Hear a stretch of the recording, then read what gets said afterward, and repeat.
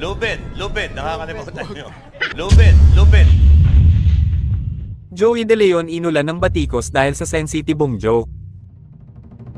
Binatikos ng netizens ang veteranong komedyante at TV host dahil sa kanyang lubid na biro sa EAT. Sa segment na Gimme 5 sa noontime show na EAT sa TV5, tinanong ang isang contestant na pangalanan ang 5 bagay na maaaring isuot sa leeg. Ang kalahok ay tila nahihirapang makabuo ng mga sagot at naiisip na lamang niya ang kwintas hanggang sa maubos ang oras. Marami ang nagulat ng pabirong mungkahi ni Joey, Lubid, nakakalimutan nyo. Lupin, nakakalimutan nyo. Lupin.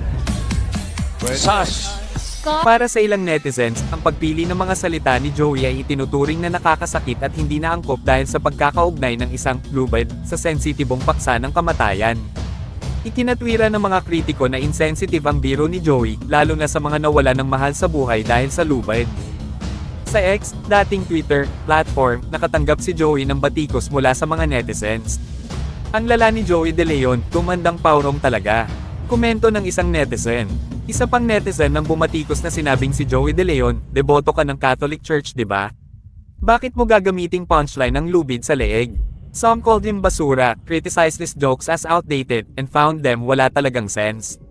Hindi ito ang unang pagkakataon na hinarap ni Joey ang mga kritisismo para sa mga komentong nauugnay sa mga sensitibong issue sa mental health. Sa Eat Bulaga, noong October 5, 2017, nakatanggap din siya ng pagbatikos dahil sa pagsabi na ang depression ay gawa-gawa lang ng mga tao. Samantala, nanawagan ng mga netizen sa Movie and Television Review and Classification Board, MTRCB, na ipatawag ang veteranong komedyante dahil sa kanyang kontrobersyal na biro. Ayon sa ahensya ng gobyerno, susuriin nila ang mga reklamo kaugnay ng noontime show ng TV5.